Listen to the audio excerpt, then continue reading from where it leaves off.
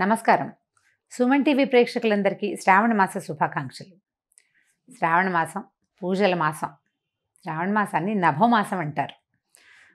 శ్రావణ భాద్రపదాలు వర్ష ఋతువు కాబట్టి ఇలాంటి పేరుతో చెప్తారనమాట. అయితే ఈ వర్షాకాలం కావటం వల్ల ప్రకృతి పరమ శోభాయమానంగా ఉంటుంది, ప్రశాంతంగా ఉంటుంది. కొంచెం వానలు అడ్డం వచ్చినప్పటికీ షాపింగ్లకి పూజలకి పెద్దగా ఇబ్బంది ఏమి ఉండదు. మన దారిని మనం చేసుకుంటూ ఉండొచ్చు. శ్రావణ మాసానికి ముందొచ్చిన ఆషాఢంలోనే దక్షిణాయనం ప్రారంభమైంది. దక్షిణాయనం ఉపాసనా కాలం, పూజలు ఎక్కువ చేయాల్సిన రోజులన్నమాట ఇవి. ఇదివరకటి కాలంలో ఏం చేసేవారో కానీ ఇప్పుడు మాత్రం మనం కొన్ని సంవత్సరాలుగా, అంటే కనీసం ఒక 100 సంవత్సరాల నుంచి అనుకోండి, మనకు తెలిసినంత మటుకు మన అమ్మమ్మలు నాయనమ్మలు కూడా ఈ వరలక్ష్మి వ్రతము మంగళగౌరి వ్రతము చేసుకుంటూనే ఉన్నారు, మనకు తెలుసు కదా. అయితే ఈ పూజలు చేయగలిగేటువంటి ఈ రోజుల్లో పూజ ఎవరికి చేయాలి, అసలు పూజ ఎందుకు అనే దాని మీద కొంచెం ఆలోచిద్దాం. శ్రావణ మాసం లక్ష్మీ మాసం అని చెప్పుకుంటాం కదా. శ్రావణము అంటే శ్రవణ సంబంధమైనది. ఈ శ్రవణము అనేది వెంకటేశ్వర స్వామి జన్మ నక్షత్రం. కలియుగంలో కలవు వెంకటనాయక అంటారు. కలియుగానికి వెంకటనాయకుడే ప్రధాన దైవం. ఆయన నామ సంకీర్తన వల్లే చాలా పాపాలు తొలగుతాయి, కర్మ సంచయం జరుగుతుందని, కర్మశేషం మిగలకుండా పోతుందని, మనం ఏ కర్మలైతే ఇంతకుముందు చేసుకున్నామో, ముందు జన్మల్లో చేశామో వాటి నుంచి కొంత విముక్తి లభిస్తుందని ఆ కొండ ఎక్కటము, స్వామిని తలచటం వల్ల అని బాగా నమ్ముతాం మనం. అయితే స్వామివారి జన్మ నక్షత్రమైన ఈ శ్రవణ నక్షత్రానికి సంబంధించినటువంటి శ్రావణ మాసము లక్ష్మీ అమ్మవారికి అత్యంత ప్రీతిదాయకమని చెప్పబడుతుంది. లక్ష్మితో పాటుగా మంగళవారాలు మంగళ గౌరీ వ్రతాన్ని కూడా ఈ కాలంలో చేసుకుంటాం. అయితే లక్ష్మీదేవి అనగానే ఏమిటి లక్ష్మీదేవి స్వరూపం? లక్ష్మీదేవి భర్తని అనుసరించి ఉంటుంది. అనుసరించి అంటం కంటే నిత్యానపాయనిగా ఉంటుంది. ఆయన్ని వీడి ఉండదు, భర్తతోటి కలిసే ఉంటుంది. ఇప్పుడు అత్యంత శక్తివంతుడు, ప్రపంచ నిర్మాణ సారథి, ప్రపంచాన్ని నడిపేటువంటి వాడు అయినటువంటి భగవంతుడైన శ్రీమన్నారాయణుడి సతీమణి అయినటువంటి లక్ష్మీదేవి ఆయనని వదిలిపెట్టి ఉండదు. ఆయన యొక్క శక్తి లక్ష్మీదేవే అని చెప్పాలి మనం. భగవంతుణ్ణి నడిపించేదే లక్ష్మి. భగవంతుడు మనని నడిపిస్తాడు. మనని నడిపించే భగవంతుని యొక్క నడక శక్తి అయినటువంటి లక్ష్మీదేవిని నిత్యము అర్చించడము చాలా శుభస్కరము, అత్యద్భుతమైన విషయం. అయితే ఇప్పుడు లక్ష్మీదేవి అనగానే మనకు ఒక రూపం, ఒక ధ్యానం వస్తుంటుంది. చక్కగా పద్మాసనం వేసుకుని ఎర్రటి తామర పువ్వులో కూర్చుని ఉంటుంది. చేతుల్లో ఇంచి ఇలా ధనరాశులు చేతిలో ఇంచి రాలుతున్నట్టు, పక్కన 2 ధనపు కుండలు పెట్టి వెనకాల 2 ఏనుగులు ఆమెను అర్చిస్తున్నట్టుగా అట్లా మనకి గుర్తొస్తుంది. లక్ష్మీదేవి అనగానే ధనం చేత్తో వేసేది, ఓ చెయ్యిలాగా ఒక చెయ్యిలాగా ఉంటుంది. చేతిలో ఇంచి పడిపోతుంటే ఇందులో ఇంచి ప్రసాదంలాగా మనకి డబ్బు వచ్చేస్తున్న భావన వస్తుంది. డబ్బు, ధనము అది ఇచ్చే దేవత లక్ష్మీదేవి. కానీ లక్ష్మి అంటే ధనం కాదండి. లక్ష్మి అంటే శ్రద్ధ. లక్ష్మి అంటే వృద్ధి. ఎక్కడైతే శ్రద్ధ ఉంటుందో అక్కడ వృద్ధి ఉంటుంది అని చెప్పబడుతుంది. శ్రద్ధకి ఎంత చిన్న చిన్న విషయాల్లో అయినా శ్రద్ధ కావాల్సిందే. మన ఇంట్లో ఓ సూది ఉంది, మనకు చీర జరిగింది, కుట్టుకుంటాం. మన సూదేనని కసకసా చేసేస్తామా? చెయ్యము. శ్రద్ధగా చేయాలి. అప్పుడు చెయ్యి తెగదు, చేతిలో గుచ్చుకోదు, వస్తువు సజావుగా అవుతుంది మనం చేస్తున్న పని. ప్రతి విషయంలోనూ ఇటువంటి శ్రద్ధే కావాలి. చూడండి, ఒక అరటిపండు తింటున్నాం, అరటిపండు జారి కింద పడిపోయింది. కళ్ళకత్తుకుని తీసి నోట్లో వేసుకుంటామా? కింద పడిపోయిందని పడేస్తాం. అదే ఒక 100 రూపాయల నోటు, ఒక రూపాయి బిళ్ళ కనీసం కింద పడింది అనుకోండి, ఏం చేస్తాం? బురదలో పడితే కడుక్కుంటాం. కాగితం కనుక బురదలో పడితే అలాగా తుడుచుకుంటాం, కళ్ళు కత్తుకుంటాం. అమ్మో మహాలక్ష్మ కోపం వస్తుంది అని. ప్రతిదాన్ని ఇదే శ్రద్ధగా తీసుకోవాలి. నీ యందు ఉన్న శ్రద్ధే లక్ష్మీ అనుగ్రహం. మనకి ప్రతి విషయంలోనూ లక్ష్మీదేవి అనుగ్రహం కావాలి. ఎక్కడెక్కడ కావాలి చూడండి. తెల్లవారి నిద్ర లేవడానికి అక్కడి నుంచి మొదలు పెడితే ప్రతి విషయము,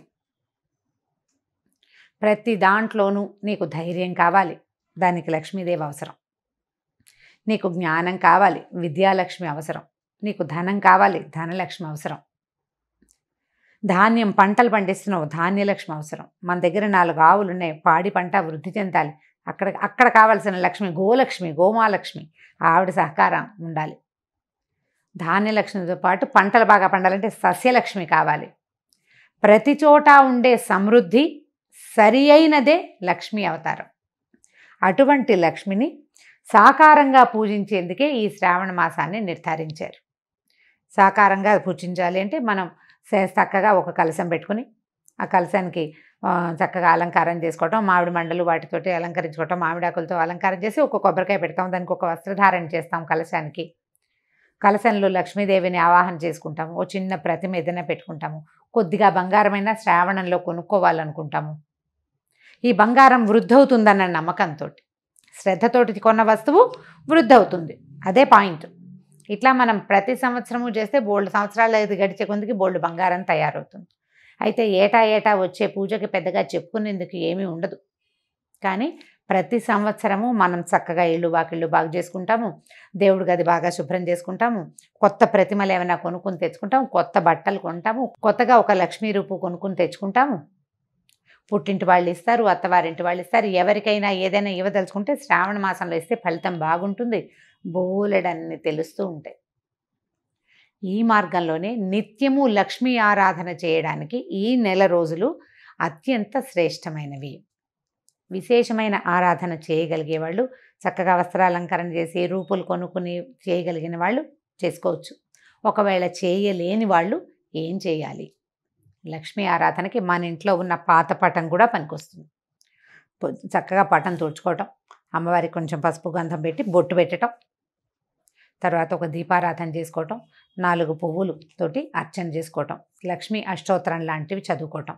అష్టోత్తరం అంత పెద్దది రాదు. ఇంద్రుడు చేసినటువంటి మహాలక్ష్మి అష్టకం 10 శ్లోకాలు ఉంటాయి, చిన్నదే. ఆ 10 శ్లోకాలు చదువుకోవటం. అంత పెద్దది రాదండి మాకు, ఒక్క శ్లోకం వచ్చు. లక్ష్మీ క్షీర సముద్ర రాజతనయాంతోటైనా సరే ఆ శ్లోకం చదువుకుని అమ్మవారికి శ్రద్ధగా పువ్వులు సమర్పించి, బెల్లం ముక్క పంచదార దగ్గర నుంచి మీరు రవ కేసరి వరకు ఏది చేసి పెట్టినా సరే శ్రద్ధగా చేసి అమ్మవారికి నివేదన చేసుకోండి. ఈ నెల రోజులు ఇలా శ్రద్ధగా ఆరాధించిన వాళ్ళకి అన్ని విధాల సర్వతోముఖాభివృద్ధి లభిస్తుంది. బాగా సాంగంగా చేయగలిగిన విధానంతో చేసుకోగలిగిన వాళ్ళు చేసుకుంటారు.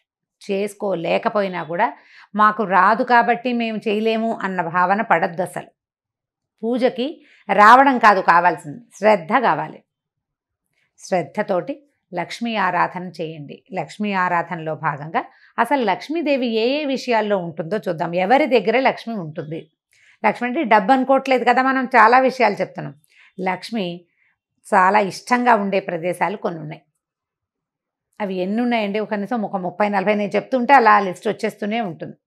శుభ్రమైన వస్త్రాలు, శుభ్రమైన ఇల్లు, అలంకరించిన వాకిళ్ళు, పోట్లాటలు లేని ఇల్లు, ఏ కీచులాటలు లేనటువంటి సంసారాలు, మన బియ్యం బస్తాలు, బియ్యం డబ్బా, పసుపు డబ్బాలు, పసుపు కుంకాల్లో లక్ష్మీదేవి ఉంటుంది.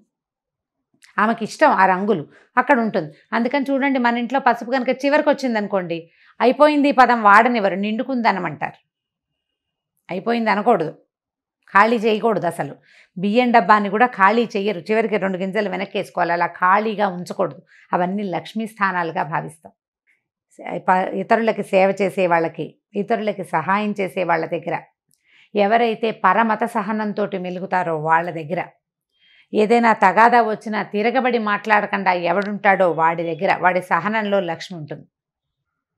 చిన్న పిల్లల్లో, పెద్ద వృద్ధుల్లో, శుభ్రమైన మంచాల మీద, మంచం కూడా లక్ష్మీ స్వరూపమే.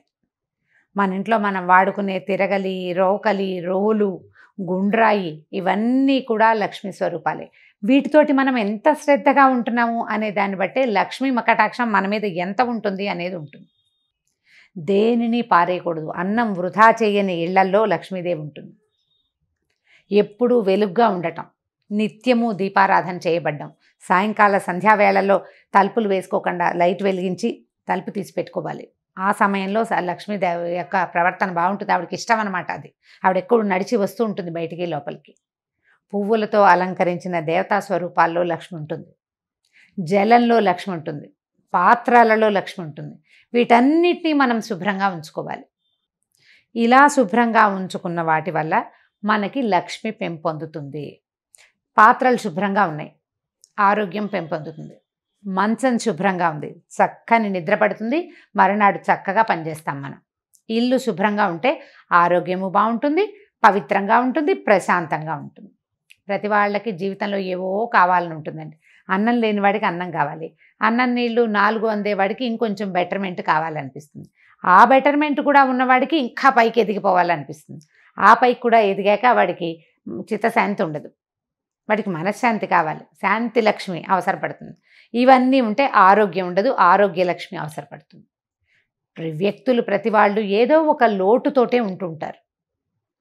ఈ లోటులు ఎక్కడ పూరింపబడతాయంటే పూజ వల్ల పూరింపబడతాయని అనుకోకూడదు, శ్రద్ధ వల్ల పూరింపబడతాయి.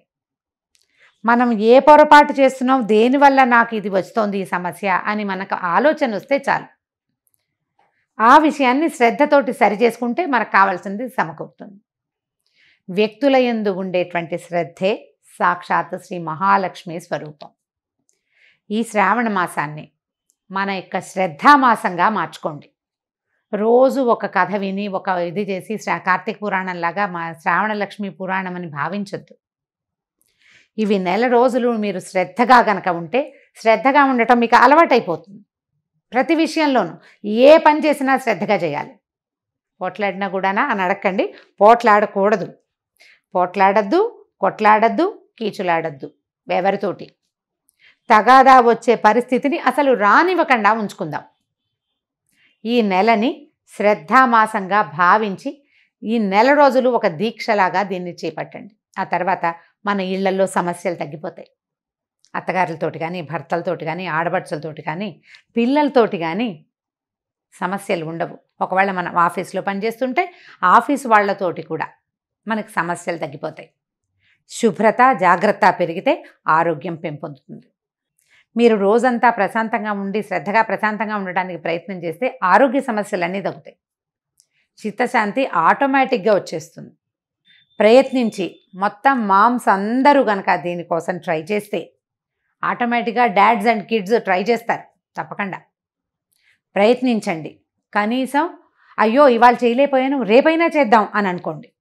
ఇవాళ పోట్లాడేసేయాల్సి వచ్చింది, లేదా గొడవ పడాల్సి వచ్చింది, లేదా ఏదో వస్తువు పడిపోయింది, పగిలిపోయింది, పాలు విరిగిపోయినాయి, ఇలా అజాగ్రత్తలు బోల్డన్ అవుతాయి కదా, వాటన్నిటినీ సరి చేసుకునేందుకు ట్రై చేయండి. ఇవాళ పొద్దున్న నుంచి మనం ఆలోచించాలి. పాలు పొంగిపోకూడదు, జ్ఞాపకం పెట్టుకోండి. పాలు పొంగకూడదు, మన వేళ్ళు గీళ్ళు తెక్కకూడదు, మనం కాలుజారి పడిపోకూడదు, జాగ్రత్తగా ఉండాలి. అన్నం వృధా కాకూడదు, ఏ వస్తువు వృధా కాకూడదు. జాగ్రత్తగా శ్రద్ధగా కనుక చేస్తే ఈ శ్రావణ మాసం తాలూకు ఎఫెక్టు సంవత్సరం అంతా ఉంటుందండి. ఇది పూర్తిగా మన జీవితాలని బాగు చేస్తుంది. మీరు కనుక విద్యార్థులైతే ఏదైనా చదువుకుంటూ హౌస్ వైఫ్స్గా ఉండి కూడా చదువుకుంటాం కదా, నేను కూడా చదువుకుంటూ ఉంటాను. ఎప్పుడు చదువుకునే వాళ్ళు శ్రద్ధగా చదవటం, ఒక సమయ పాలన చేయటం, సమయ పాలన యందు కూడా శ్రద్ధ కలిగి ఉండటమే ఈ మాసం మన మోటో, అదే మన స్లోగన్. శ్రావణాన్ని శ్రద్ధగా మార్చుకోండి, దానికోసం ప్రయత్నం చేయండి. ఈ మాసంలో చేయవలసిన చిన్న పూజలు వ్రతాలు ఉన్నాయి కదా, ఎవరి వ్రతాలు పూజలు చేసుకుంటారు. శ్రావణ మంగళవారము శుక్రవారము కూడా మిమ్మల్ని మళ్ళీ కలుసుకోవడానికి ప్రయత్నం చేద్దాం. అయితే ఈ శ్రావణ మాసం సోమవారంతో మొదలవుతుంది. ఈ సోమవారం విధి విధానం ఏమిటో కూడా మళ్ళీ చెప్పుకుందామండి. శ్రావణాన్ని శ్రద్ధగా ఆచరించండి. నమస్కారం.